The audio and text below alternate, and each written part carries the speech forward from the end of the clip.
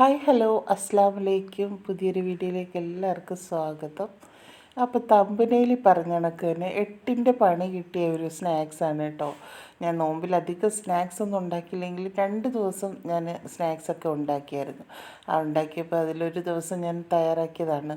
ഒരു വീഡിയോ കണ്ടിട്ട് ഞാൻ ചെയ്ത് അത് വളരെ സിമ്പിളായിട്ടൊക്കെ ചെയ്യാൻ പറ്റുമെന്നൊക്കെയാണ് ആ ഒരു വീഡിയോയിൽ പറഞ്ഞത്. ഇനിയിപ്പം ഞാൻ ചെയ്തത് കൊണ്ടാണോ എന്നറിയത്തില്ല ഇങ്ങനെ എനിക്കൊരു പണി കിട്ടിയത്. ഭയങ്കരമായിട്ട് എനിക്ക് ഇതുപോലൊരു ദേഷ്യം വന്നൊരു ദിവസമില്ലായിരുന്നു.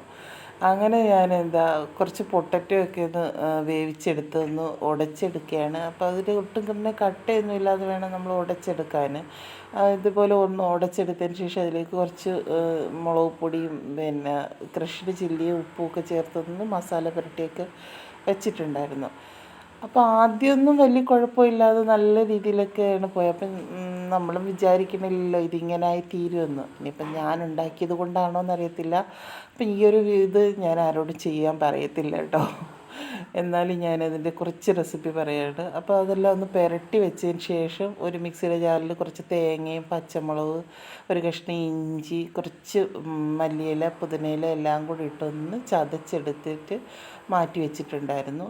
പിന്നെ ഇതിലേക്ക് ഫില്ലിങ്ങായിട്ട് ഞാൻ എടുത്തേക്കുന്നത് ഒരു 7-8 കാടമുട്ട വേവിച്ച് മാറ്റി വെച്ചിട്ടുണ്ടായിരുന്നു. അപ്പോൾ അതാണ് ഇതിനകത്തിൽ ചേർക്കാനായിട്ടുള്ളത്. വളരെ സന്തോഷത്തോടു കൂടി ചെയ്തതാണ്. ശരിയാകും, അടിപൊളി പുതിയൊരു ഐറ്റം ഉണ്ടാക്കാമല്ലോ, വളരെ സിമ്പിളായിട്ട് ചെയ്യാമല്ലോ എന്നൊക്കെ വിചാരിച്ച് തുടങ്ങിയതാണ്. അപ്പോൾ അതെങ്ങനെയാണെന്നൊന്ന് കണ്ടു നോക്കാം. ഞാൻ ഒരു ഒരു ഫില്ലിങ്ങിനായിട്ടുള്ള ചമ്മന്തിയൊക്കെ തയ്യാറാക്കി മാറ്റി വെച്ചിട്ടുണ്ടായിരുന്നു. അപ്പോൾ അതിലേക്കും പൊട്ടറ്റോ ഇതേപോലൊന്ന് കയ്യിൽ അല്പം വെള്ളമൊക്കെ നനച്ചിട്ട് ആണ് ഈ ഒരു ചമ്മന്തി അതിലേക്ക് വെച്ച് കൊടുത്തതിന് ശേഷം അതിനകത്തേക്ക് ആ ഒരു ചമ്മന്തി വെച്ച് കൊടുത്തതിന് ശേഷം അതിലേക്ക് നമ്മൾ കാടമുട്ടയും കൂടെ വെച്ച് കൊടുത്തിട്ട് കൈ കൊണ്ടൊന്ന് ഉരുട്ടിയെടുക്കണം. അപ്പോൾ ഈ ഉരുട്ടിയെടുക്കുന്ന സമയത്ത് നല്ലൊരു റിസ്ക്കാണ് കേട്ടോ. അതൊന്ന് ഒട്ടി വരാൻ നല്ലൊരു ബുദ്ധിമുട്ടാണ്.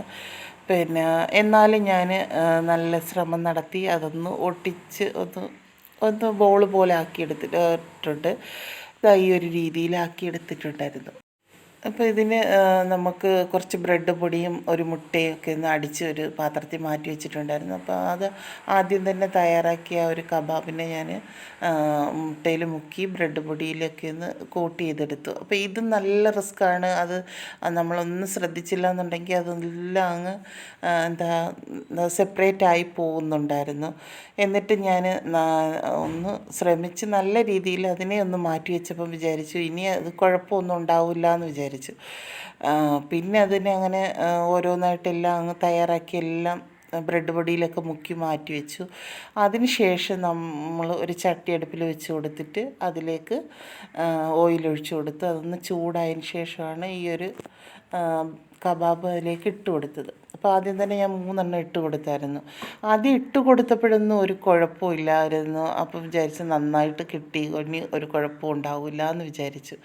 പക്ഷേ അത് തിരിച്ചിട്ട് കഴിഞ്ഞപ്പോഴേക്കുമാണ് കേട്ടോ എനിക്ക് പണി കിട്ടിയത്. തിരിച്ചിട്ട് കഴിഞ്ഞപ്പോഴേക്കും അതിന് അകത്തുനിന്ന് ഇത് പൊട്ടി പുറത്ത് ഇത് അതിൽ ആ ഫില്ലിങ്ങും മുട്ടയും എല്ലാം പുറത്തേക്ക് വരുന്നുണ്ടായിരുന്നു. അത് തന്നെയല്ല ധാരാളം എണ്ണ ഈ ഒരു പൊട്ടറ്റോയിൽ ധാരാളം എണ്ണ കുടിക്കണ കാരണം എണ്ണയും പെട്ടെന്ന് അങ്ങ് തീർന്നു പോവുകയായിരുന്നു കേട്ടോ.